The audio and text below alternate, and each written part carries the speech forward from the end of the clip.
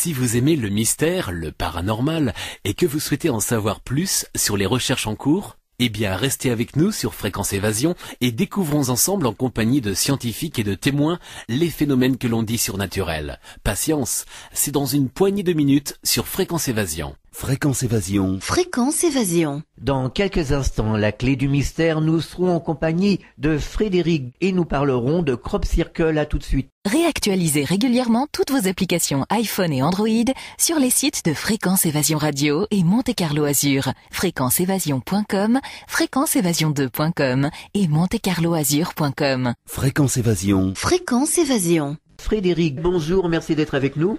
Bonjour, c'est moi qui vous remercie, surtout Alain. Alors, nous allons parler des Crop Circle.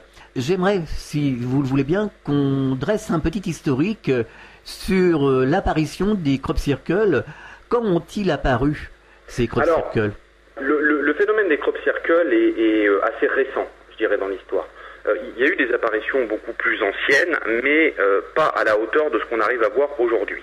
On a des éléments quand même qui sont notifiés dans les textes à des époques beaucoup plus reculées, où là, je dis que je retrouve la date, je vous la donnerai tout à l'heure, elle va me revenir, où on a des éléments qui ont été actés dans des journaux, enfin, je ne sais pas si on peut appeler ça des journaux, mais en tout cas des écrits locaux de l'époque, où il y avait des dessins dans des champs de céréales. Alors ça s'est passé un peu en France, ça s'est passé un peu en Angleterre, très étranges, que les gens ne comprenaient pas, et qu'ils ont affilié à des apparitions, des figures, des informations diaboliques, qui étaient engendrées par le mal ou par le malin, et qui en tout cas n'étaient pas d'origine humaine, et pas non plus divine, dans le sens bon du terme. Alors, quelles étaient les formes de ces Crop Circle au début ? Les premiers Crop Circle qui sont apparus étaient des formes relativement classiques, formes géométriques mais très classiques, c'est-à-dire on avait affaire à des cercles, pas forcément avec des dessins à l'intérieur, c'est simplement des cercles, peu étendus, je dirais quelques mètres de diamètre, pas bien plus, mais qui arrivaient en plein milieu d'un champ, encore une fois avec pas de traces autour. Alors on peut penser, moi j'ai vécu toute ma vie à côté des champs de blé, parce que je suis issu aussi de la campagne, pas forcément de la ville, et fréquemment on a ce phénomène-là avec par exemple des sangliers ou des animaux de la campagne qui vont aller dans les champs pour aller chercher des choses à manger, et puis là on va voir effectivement les céréales qui sont complètement couchées. Et là, c'était pas le cas, parce qu'il n'y avait pas de traces autour, et c'était en plein cœur du champ en lui-même. Donc il n'y avait pas d'éléments, je dirais, matériels qui pourraient attester d'une présence d'un animal qui se serait rendu sur les lieux, quoi. Et donc, quelles sont les hypothèses que l'on peut envisager ? Alors, beaucoup disent que c'est l'hypothèse des extraterrestres qui tiendrait plus la route, qui serait la plus plausible. Qu'est-ce que vous en pensez ? Il y a plusieurs écoles. Moi, j'ai étudié les Crop Circle comme l'ensemble des sujets qu'on traite dans le forum, parce que bon, je suis aussi un curieux de nature, donc j'aime bien m'intéresser aux choses que je vais parler, ne serait-ce que pour ma culture personnelle, et puis c'est des choses qui m'intéressent. Je pense que c'est important que chacun se fasse sa propre idée sur la question. Et concernant les Crop Circle, on a affaire à plusieurs écoles. On a l'école classique, qui a balayé ça d'un revers de main quelques années après que le phénomène Crop Circle ait pris de l'ampleur, c'est-à-dire deux gugus avec des planches de bois et des ficelles qui arrivaient à créer des dessins complètement incroyables. Ça, c'est l'explication officielle, reconnue aujourd'hui, on ne va pas chercher plus loin et on s'arrête là. La deuxième hypothèse, qui elle arrive de façon beaucoup plus importante et beaucoup plus soutenue par diverses communautés, c'est celle que vous disiez à l'instant Alain, c'est celle des extraterrestres qui créeraient ces formes-là, si particulières, avec différentes, je dirais, technologies. Voilà. Et alors après, il y a encore aussi d'autres aujourd'hui récemment, il y a d'autres hypothèses qui arrivent, dont une hypothèse qui, moi, me semble relativement intéressante, qui serait l'utilisation d'une communication par l'intermédiaire de ces Crop Circle, et qui serait donc créée par ce qu'on appelle couramment les élémentaires. Alors les élémentaires, ce sont les esprits de la nature, tout ce que dans notre enfance on assimilait aux elfes, aux fées, aux lutins, aux trolls, etc. Et qui créeraient ces Crop Circle-là pour informer, ou en tout cas essayer de rentrer en communication avec les humains pour diverses raisons, et notamment pour les alarmer un petit peu sur la situation actuelle de la planète. Oui, alors quelle est la technique d'impression ? Alors, certaines personnes disent qu'il s'agirait comme une espèce de technique de photo-impression, puisque certains Crop Circle arrivent comme ça en quelques instants, en quelques minutes. Oui, exactement. Il y a plusieurs témoignages, parce qu'il y a aussi des gens qui les ont vus se faire, ces Crop Circle. Il n'y en a pas beaucoup, on arrive à les compter sur le doigt de la main. Il y a quand même des éléments qui laissent à penser que la majorité des Crop Circle apparaissent de façon très brutale, très rapide, et se forment en l'espace de quelques secondes, voire quelques minutes. Donc les crop circles en général, je dirais que on peut différencier les vrais des faux crop circles. Parce qu'il y a des faux crop circles qui, eux, sont réalisés de façon très vulgaire. On a un dessin qui n'est pas très fini, on a une qualité d'image qui n'est pas non plus très nette, c'est-à-dire les contours ne sont pas très fins, la forme géométrique n'a pas de symétrie par rapport à sa face opposée. Tous ces éléments-là arrivent à démontrer que ce ne sont pas réellement des vrais crop circles, comme moi je les appelle, mais plutôt ce que je relayerais au fond des faux crop circles. Et donc pour la partie vrai crop circle, là c'est une toute autre histoire, parce que si on s'y intéresse véritablement, qu'on va aller un peu étudier ces phénomènes-là, on va se rendre compte que deux gars avec 2 planches de bois et 2 cordes ne peuvent pas réaliser de telles prouesses, ne serait-ce que par leur taille, ne serait-ce que par la vitesse d'exécution, et encore une fois pour les messages qui sont écrits à l'intérieur, parce que c'est ça qui est très intéressant. Après, comment ils sont réalisés véritablement, aujourd'hui on n'a pas réellement d'éléments là-dessus. On n'a pas d'hypothèse avérée. Voilà. On sait qu'il y a des vrais et des faux crop circles, parce que quand on s'en intéresse de près, on s'en rend vite compte, mais on n'a pas plus d'éléments sur la façon dont ils sont créés. Alors visiblement, il y en aurait plus de vrais que de faux. De manière générale, il y a plus de vrais crop circles que de faux crop circles, tout à fait. Oui, parce que les dessins sont de plus en plus élaborés. Exactement, c'est exactement ça. C'est-à-dire que les dessins sont de plus en plus complexes, ils sont de plus en plus nombreux au fil des âges, et ils prennent une taille tellement importante que ça pose des gros problèmes. C'est un peu la partie, on va dire, on peut aussi en rigoler, c'est important aussi de garder l'esprit critique dessus et puis ne pas non plus tout prendre au sérieux, mais ça pose de gros problèmes aux agriculteurs qui ont ça dans leur champ, parce que ça fait venir beaucoup de monde et puis ils peuvent moins utiliser les champs. Mais on développera, si on a un peu de temps, on développera un petit peu la structure des crop circles pour expliquer que les véritables crop circles n'ont rien de néfaste sur la biologie du terrain et sur l'utilisation par la suite des céréales qui sont formées pour créer ces crop circles-là.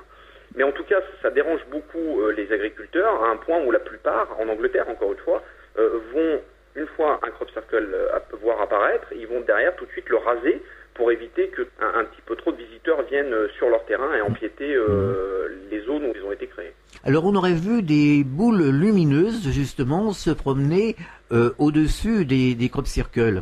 Oui, effectivement, il y a eu des témoignages, il y a des vidéos qui circulent sur Internet où on voit des sphères lumineuses toutes petites, de l'ordre de quelques on n'est même pas à la limite, peut-être au niveau du mètre dans ces eaux-là, mais pas bien plus, qui oscillent au niveau de certains crop circles, et ensuite on voit le crop circle se créer instantanément par-dessous par la suite. Alors, en toute honnêteté, je pourrais pas dire si les vidéos sont authentiques, véritables, et encore une fois, vraiment représentent une intervention extérieure de type extraterrestre sur la fabrication de ces crop circles. En tout cas, il n'en reste pas moins que c'est quand même très interrogatif parce qu'on a affaire à un phénomène qui se crée en l'espace de quelques secondes. Ça pose quand même beaucoup de questions. Et concernant ces boules lumineuses, il y a aussi eu énormément de témoignages d'apparitions OVNI aux alentours du site de Stonehenge. Parce que je rappelle que c'est 80% à peu près des crop circles se créent au niveau de Stonehenge, en Angleterre, au niveau du Wiltshire. Et là, on a énormément de témoignages effectivement qui attestent d'apparitions d'OVNI. Est-ce qu'on a des témoignages sur le fait qu'un crop circle s'est créé en quelques secondes, en quelques instants? Est-ce que des personnes étaient présentes sur l'endroit, sur le site, et d'un seul coup ils se sont retournés, il y avait un crop circle? Est-ce que c'est arrivé ça? Oui, bien sûr, complètement. On a affaire à un photographe professionnel qui fait des photos des crop circles en avion, par vue aérienne, avec du matériel de pointe, qui lui sillonne souvent dans la période dans laquelle apparaissent les crop circles. Ça, on a oublié de le préciser, c'est important. La majorité donc apparaissent au niveau du site de Stonehenge et apparaissent généralement, ça commence à la fin du printemps et pendant l'été, majoritairement. C'est-à-dire que la plus grosse saison des crop circles, c'est juin, juillet, août, à peu près. D'accord. Donc lui, il sillonne le site pour faire des photos, parce qu'il en apparaissent tous les jours. Tous les jours, il y a des crop circles qui apparaissent. Et il lui est arrivé à plusieurs reprises de passer à une zone où il n'y avait rien, et de faire un léger aller-retour avec l'avion. Donc il prend de l'altitude, il se redécale un petit peu, il revient, et d'un coup de voir un crop circle qui est apparu. Donc effectivement, là, on a un délai de temps qui s'est écoulé qui est très très court. Donc on a officiellement des preuves? Ah oui, bien sûr. Oui, on a des preuves officielles. Mais c'est encore une fois, vous savez, Alain, c'est la même chose. S'arrêter à dire ces deux personnes avec des planches de bois qui font ça et puis on réfléchit plus, on va pas plus loin. Oui, pourquoi pas. Mais si on s'y intéresse encore plus en profondeur, qu'on essaye d'étudier ces choses-là pour essayer de vraiment trouver une hypothèse argumentée, factuelle, structurée, pourquoi pas entre guillemets scientifique, et puis on se rend compte que c'est pas possible. C'est pas possible parce que comme je disais tout à l'heure, ça va tellement loin ces crop circles sur leur complexité et la façon dont c'est fait que déjà déjà l'hypothèse des deux personnes avec des planches de bois ne tient pas du tout la route, ne serait-ce qu'une fraction de seconde. C'est ça qui est complètement... Donc effectivement, il y a des témoignages officiels avec des personnes qui sont là, qui ont vu apparaître et créer des crop circles en l'espace de quelques secondes ou quelques minutes. Non, mais on peut aussi s'amuser à jouer au fantôme avec un drap. Hein. On peut aussi faire ça. Par contre, là, il y a plus de chances que vous soyez vu. Oui, c'est un peu de risque. C'est clair. On marque une pause, on revient dans quelques instants. Chaque jour, sur Fréquence Évasion Radio, recherche, ovni, paranormal, faits de société, protection de l'environnement et les rendez-vous avec vos stars préférées dans Paroles de Stars. Fréquence Évasion, c'est également la voix des sudistes en Principauté de Monaco et dans le Grand Sud. Fréquence Évasion Radio, dites-nous tout. Dites-nous tout. Dites-nous tout. Fréquence Évasion. Fréquence Évasion. Nous sommes de retour sur Fréquence Évasion, c'est toujours la clé du mystère, nous sommes toujours en compagnie de Frédéric. Est-ce qu'il y a eu des relevés scientifiques sur les sites où ont apparu ces crop circles? Oui, aussi, bien sûr. Il y en a qui, heureusement, il y en a qui s'y intéressent sérieusement et qui essayent de trouver des éléments scientifiques à l'appui, biologiques, au niveau des terrains sur lesquels sont créés. Et c'est là où on commence à changer un petit peu d'étape et ça devient intéressant parce qu'on commence à avoir des éléments qui sont parfaitement troublants. C'est-à-dire qu'encore une fois, on reste sur les véritables crop circles qui sont des véritables chefs-d'œuvre. C'est des chefs-d'œuvre architecturaux qui sont phénoménaux parce qu'ils ont une qualité de dessin qui est vraiment d'une profondeur incroyable. J'expliquerai tout à l'heure un petit peu ce que certains veulent dire, mais sur la structure des crop circles, c'est-à-dire la façon dont le dessin nous apparaît à l'œil, c'est un entrelacement précis, très particulier des tiges de céréales qui vont créer par effet d'ombre et de lumière une image en 3 dimensions. C'est-à-dire que c'est exactement comme si on fabrique un panier, on va tresser selon certains schémas les différentes fibres qui vont être utilisées pour pouvoir créer la forme d'un panier. C'est exactement la même chose pour les crop circles. Et ce qui est très intéressant, c'est que quand on étudie les terrains, la biologie du terrain, on se rend compte que les tiges de céréales ont eu une déformation qui n'est pas naturelle dans leur processus évolutif, au niveau de leur état biologique, qui ont conduit à avoir des longueurs différentes pour créer ces effets d'ombre. Je ne sais pas si je suis clair. Si. Et c'est grâce à ça qu'on se rend compte que les différents nœuds, alors les nœuds, si vous voulez, c'est les différents points où les tiges de céréales arrivent à grandir, ont des comportements qui ne sont pas naturels. C'est-à-dire qu'ils n'ont pas suivi leur processus évolutif naturel. Alors, sur le sol, il n'y a pas eu des traces de radioactivité ou, vous voyez, un petit peu comme quand on dit qu'un ovni s'est posé sur le sol. Ça me fait penser à l'histoire de Trans-en-Provence où on a fait des relevés et il y avait un petit peu... plus rien ne poussait, c'était un peu radioactif, entre guillemets, quoi. Est-ce qu'il y a eu ce genre de choses? Oui, pour les ovnis, c'est exactement le cas. Hein. Effectivement, pour beaucoup d'ovnis, il y a des traces radioactives et il y a justement des témoins qui ont eu des gros problèmes avec ça parce qu'ils se sont tellement approchés qu'ils ont eu des maladies par la suite, des maladies calciques qu'on retrouve avec la radioactivité derrière. En revanche, pour les crop circles, les véritables crop circles, il n'y a rien. C'est-à-dire qu'il n'y a rien de néfaste, que ce soit pour l'environnement ou que ce soit pour la consommation humaine, si par la suite on va les consommer, ces céréales-là. C'est-à-dire que l'année suivante, à l'endroit où il y a eu le crop circle qui est apparu, les tiges de céréales se remettent à pousser normalement. En revanche, on peut constater qu'il reste une empreinte du crop circle. On arrive à voir une sorte un petit peu comme un fantôme de l'ancien crop circle qui s'est créé. Mais en tout cas, rien de néfaste. Ça fait penser à de la photo-impression. Ça fait penser à une sorte de photo-impression, comme vous disiez tout à l'heure, exactement. Tout à fait, ça peut être un procédé utilisé. Est-ce qu'il y a des sites en France où l'on trouve justement des crop circles? Il y en a quelques-uns, effectivement. On en retrouve aussi un petit peu au nord de la France. On en a retrouvé un petit peu au sud. Alors maintenant, depuis les dernières années, on va dire les années 2000, ça s'expand un petit peu dans l'Europe. On en arrive à en retrouver dans l'Europe, on en trouve en Italie, on en trouve aussi en Allemagne, en Hollande, qu'on ne retrouvait pas avant. En revanche, la majorité reste vraiment sur le site de Stonehenge et toute la proximité du site de Stonehenge. Site très mystérieux déjà en lui-même. Alors, dans le nord de la France, je suppose parce qu'il y a des champs, comme dans les plaines de la Brie ou de la Beauce, par exemple. Oui, voilà, c'est ça. C'est-à-dire que généralement, c'est des grands champs d'exploitation céréalière où là, on va avoir apparaître des crop circles. Ça reste un phénomène assez marginal en France, mais en tout cas, il y en a, bien sûr, il y en a. Comment décrypter les messages envoyés par les crop circles? Ah, là, c'est plus compliqué. Il y a beaucoup de crop circles qui apparaissent. C'est-à-dire, aujourd'hui, on a affaire à plus d'une centaine, plus de milliers de crop circles qui apparaissent. Pas chaque année.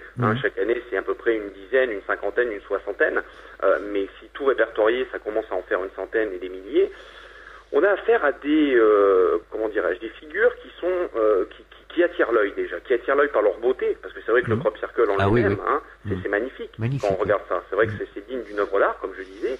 Et puis, ce qu'il faut rappeler, c'est que certains font la taille de 3 terrains de football. C'est-à-dire que c'est complètement monstrueux.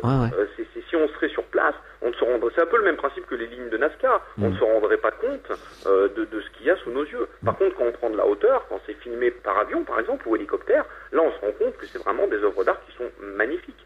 Et donc, on a affaire déjà notamment à l'utilisation de ce qu'on appelle couramment dans le langage ésotérique, la géométrie sacrée. Donc là, qui suit les nombres d'or, enfin le chiffre d'or par exemple, ou l'utilisation de pi, ou l'utilisation de la spirale de Fibonacci dessus, qui arrive à créer quelque chose qui est complètement incroyable et surtout, encore une fois, très harmonieux. Ça, c'est quasiment fréquent. On a tout le temps l'utilisation de la géométrie sacrée à l'intérieur des crop circles. C'est-à-dire qu'on a un équilibre visuel qui est très agréable de par ce fait-là, et surtout une symétrie qui est véritablement parfaite. C'est-à-dire que si on colle par-dessus des logiciels de mathématiques, des logarithmes qu'on va utiliser pour étudier un petit peu ça, on a un calque qui est parfait, quoi. Donc il y a vraiment une utilisation technique poussée pour créer ces dessins-là. Ça, c'est un des premiers éléments. Les éléments qu'on retrouve souvent dans les crop circles sont liés avec, je dirais, une interaction interplanétaire. On a souvent des dessins qui représentent la position de la planète au sein du système solaire et les différentes interactions que vont avoir les planètes entre elles dans leur position du système solaire par rapport au Soleil. Ça, c'est aussi très fréquent. Et on a aussi des messages qui vont avoir lieu et qui vont plutôt se rapprocher des informations comme par exemple le calendrier Maya, qu'on a beaucoup parlé ces dernières années parce qu'il devait s'arrêter, il s'arrêtait le 21 décembre 2012. Donc il y a beaucoup de crop circles qui représentaient le calendrier Maya. On retrouve véritablement beaucoup d'utilisation de ce qu'on appelle dans le jargon de la symbolique ésotérique. La symbolique ésotérique, qui est une symbolique des initiés, qui a été utilisée depuis toujours, depuis que l'homme est homme, pour pouvoir faire passer certains messages, et que les non-initiés, la masse, n'y voyait aucune connotation péjorative dedans, mais la masse ne peut pas comprendre parce qu'elle va passer devant sans faire plus attention que ça. Et on a beaucoup cette utilisation-là. Donc dans la symbolique ésotérique, il y a énormément de messages qui sont transmis par l'intermédiaire des crop circles et qui vont, on va avoir un peu affaire à nos mythes et à nos légendes. On va retrouver des éléments qui sont propres à l'Atlantide, par exemple. On va retrouver des éléments qui sont propres à des connaissances ésotériques, encore une fois, ou la tradition hermétique, qui là encore, ça c'est un vaste sujet qu'on pourra offrir si vous voulez à l'occasion, mais qui vont donner véritablement des informations très fortes sur la structure de l'homme, la structure subtile de l'homme, c'est-à-dire ses corps énergétiques qu'on ne perçoit pas, les différents chakras qui nous composent, tous ces éléments-là. Donc, de manière générale, je dirais que les crop circles donnent des informations un petit peu ésotériques sur la planète, l'être humain, et tout ce qui peut rentrer en interaction avec. Oui, ce sont des informations universelles, finalement. Exactement, c'est ça, tout à fait. Alors, est-ce que, justement, les dessins évoluent? Alors, ça, oui. En fait, on a vu des crop circles se réaliser par étapes. Ça, c'est assez incroyable. C'est-à-dire qu'encore une fois, je donnerai le site, dès que j'arrive à remettre la main sur le site, je donnerai un site qui est vraiment super intéressant, où chaque année, ils sont répertoriés, ils sont photographiés, aujourd'hui avec des appareils photo de type haute définition, donc on voit très très bien les dessins de crop circle, et on a véritablement tous les crop circles qui sont représentés de chaque année, classés par style, par date, et puis par apparition. Et on a affaire souvent à des crop circles qui sont réalisés par étapes, en à peu près 2 à 4 étapes. C'est-à-dire qu'on a des bases qui apparaissent, où on a une sorte de, on va dire un cercle, avec quelques formes à l'intérieur, mais qui ne correspond pas réellement à un dessin en tant que tel, qui ne va pas avoir forcément de support de communication, et qui par la suite va commencer à s'amplifier sur une deuxième étape, où là il va y avoir des choses en plus qui vont être ajoutées. Donc ça ne se fait pas tout de suite, ça se fait quelques temps après, par la suite. Des fois ça se fait même le lendemain, sur le lendemain, ça apparaît. Et encore une troisième étape, qui va l'amplifier, l'embellir, et une étape de fin qui va finaliser les contours pour véritablement avoir le dessin qui ressort en forme de 3 dimensions, on peut dire, parce que certains crop circles sont en 3 dimensions. Et là, on a affaire à des étapes de création. Est-ce que ces crop circles ont été consignés justement par les autorités? Je pense à la police, bien entendu, la gendarmerie. Alors, je pense effectivement qu'il y a ils doivent répertorier ça. Alors un peu, je pense, de façon un petit peu officieuse, parce qu'il n'y a pas réellement de position ouverte de la part des gouvernements sur ces sujets, hein, à part nos deux amis, avec leurs planches de bois. Ils sont néanmoins très très connus, à mon avis, avec le temps, parce qu'ils commencent à faire de sacrées choses. Mais je pense qu'effectivement, ils les suivent avec attention. Vous savez, c'est comme le phénomène OVNI. Hein. Oui. Ça n'existe pas. Pourtant, en France, on a le GEPAN qui les répertorie, qui est censé étudier les témoignages de gens. Aujourd'hui, si vous allez, je fais un petit parallèle rapidement, hein, mais aujourd'hui, si vous voyez des ovnis, si vous allez à la gendarmerie, on vous prendra beaucoup plus au sérieux qu'il y a une vingtaine ou une trentaine d'années, sans aucun problème. Parce que les pouvoirs en place, et notamment la police, la gendarmerie, a été formée pour recevoir des témoignages de type OVNI, comme nos pilotes de chasse de nos armées, de l'armée de l'air française, sont formés, sont briefés lorsqu'ils ont affaire à des phénomènes OVNI, quand ils sont en mission ou quand ils sont en entraînement, bien sûr. Donc je pense qu'il y a quand même un œil dessus. Oui. Alors justement, les amis à la planche de bois, comment peuvent-ils expliquer qu'on fasse un crop circle si gigantesque, parce que 3 ou 4 fois la surface d'un stade, même en une nuit, hein, je me demande comment on pourrait le faire. Effectivement, c'est impossible, tout simplement. C'est impossible. Bien sûr. À un moment donné, je crois qu'il faut appeler un chat un chat. Il faut se rendre compte qu'on a affaire à quelque chose qui ne peut pas se faire avec des planches de bois, de façon aussi facile et de s'expliquer de cette manière-là. Et il faut aller chercher un petit peu plus loin, comme ce qu'on me disait tout à l'heure. Donc ces deux gugus-là qui s'expliquent en disant non, mais laissez-nous... par exemple, on les a mis au défi, à plusieurs reprises, hein, on les a mis au défi de réaliser certains crop circles. Bien entendu, ils n'y sont pas arrivés. Avec en tout cas la même qualité d'exécution, ils n'y sont pas arrivés, bien sûr. Et certainement pas de la même grandeur. Et pas du tout de la même grandeur. Et une chose qui me vient à l'esprit et qui est très importante aussi, c'est que quand on le fait avec des planches de bois et des cordes, donc ils utilisent aussi des rapports mathématiques, hein, avec des décamètres, des choses comme ça, pour tracer quelque chose qui tienne la route, hein, sinon il n'y a pas de symétrie et il n'y a pas de correspondance mathématique. Mais une chose qui est très importante, c'est que quand c'est fait avec des planches de bois, on voit que les tiges de blé sont cassées, par exemple. Parce qu'il y a une action mécanique, action-réaction, du fait du poids de la planche qui a cassé les tiges de céréales. Ça, c'est fait à 99,9999%, hein, pour pas dire 100%, dans tous les dessins qui sont réalisés avec des planches de bois et des cordes. Les tiges de céréales sont cassées, purement et simplement. Alors que dans les vrais crop circles, les tiges ne sont pas cassées, elles sont simplement déformées, et encore une fois, leur structure biologique a changé. C'est ça qui est complètement incroyable. Et elles sont tressées aussi. Et elles sont tressées, bien sûr, de façon à créer le dessin. Et le dessin, vu du ciel, est régulier. Il est parfait. Voilà, il est parfait. C'est une œuvre d'art. Oui. Voilà. Donc, on peut dire que c'est impossible de le faire avec des planches de bois du sol. Pas avec une telle qualité, non, c'est pas possible. Non, du sol. Aujourd'hui, ils n'y sont pas arrivés. Et surtout d'une si grande surface. Et en plus d'une si grande surface, parce que certains font la taille de 3 terrains de football, facile. Voilà. Donc, ce qui revient à dire que on pourrait penser qu'il s'agit de photo-impression qui vient d'en haut. Ça pourrait être comme une photo-impression, effectivement, qui vient d'une source qui est plus extérieure, plus haute, peut-être. Et en tout cas, l'utilisation de technologies, si je peux appeler ça des technologies, qui aujourd'hui nous ne connaissons pas, ou en tout cas officiellement, surtout plutôt, on va dire, que nous ne connaissons pas. Parce que la capacité d'arriver à tordre des tiges de céréales de cette façon-là, et de les déformer pour créer des dessins d'une telle ampleur, d'une telle beauté, et surtout, encore une fois, avec une signification à l'intérieur, parce que les crop circles ont véritablement des significations très importantes, ne sont clairement pas possibles par l'intermédiaire des technologies que nous connaissons aujourd'hui. Qu'est-ce qu'on pourrait dire d'autre sur les crop circles que l'on aurait oublié?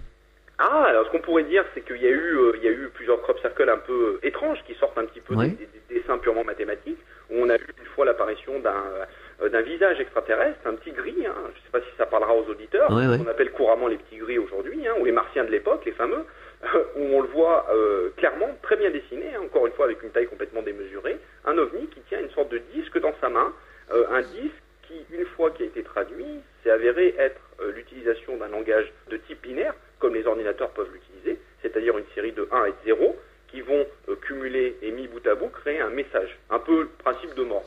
Hein. Quand on crée un morse, on crée un message selon certaines traductions et certaines étiquettes affiliées à ces utilisations de numéros ou de codes. Et le message qui a été donné à l'intérieur disait faites attention aux porteurs de faux messages et de leurs promesses bafouées, beaucoup de douleur encore, mais il y a du bon à l'extérieur, out there en anglais, croyez, et ça s'arrête là. Le message s'arrête là. Ça, c'est le message qui était écrit dans le crop circle. Ça, c'est assez incroyable. Il n'y a rien d'autre à ajouter? Un dernier truc, qui qui est alors là vraiment, parce que là ça va peut-être un petit peu couper le débat et puis clore un petit peu les différents détracteurs, Oui. c'est qu'il y a eu une fois, en Angleterre encore une fois, des personnes qui ont adressé un message en disant sur une colline, en face des crop circles où apparaissaient les crop circles, en décidant, en écrivant de façon très grande, mais qui êtes-vous? Qu'est-ce que vous voulez? Êtes-vous extraterrestre? Et qui ont laissé ce message-là. Et le lendemain, ou le surlendemain, est apparu un crop circle qui donnait les éléments de la composition humaine, de la nature ADN de l'homme, et d'autres éléments qui tournent autour de ça. Mais par contre, il n'y avait pas réellement de message, je dirais, écrit ou purement utilisé de façon littéraire, quoi. Mais ça reste quand même très très interrogatif. Vous avez un message adressé aux auditeurs en attendant de se retrouver une prochaine fois? Eh bien écoutez, déjà, le premier point, c'est que je vous remercie, Alain, de m'avoir invité. Je vous remercie de parler de ça, parce qu'on n'en parle pas beaucoup. C'est important de sortir un petit peu purement du virtuel avec les ordinateurs et d'en parler à la radio. On n'entend pas ça couramment sur les grands médias qui doivent être censés nous informer, parce que c'est de l'information aussi. Et le troisième point, c'est de dire aux gens, toujours ce que j'encourage, c'est de faire ses propres recherches, de faire ses propres déductions et toujours avoir un esprit critique sur les différents éléments qu'on peut trouver et qu'on peut s'interroger dessus. C'est le plus important. Merci d'avoir participé à la Clé du Mystère sur Fréquence Évasion. À très bientôt pour un nouveau sujet. Avec grand plaisir, Alain, à très bientôt. À très bientôt, au revoir. Fréquence Évasion.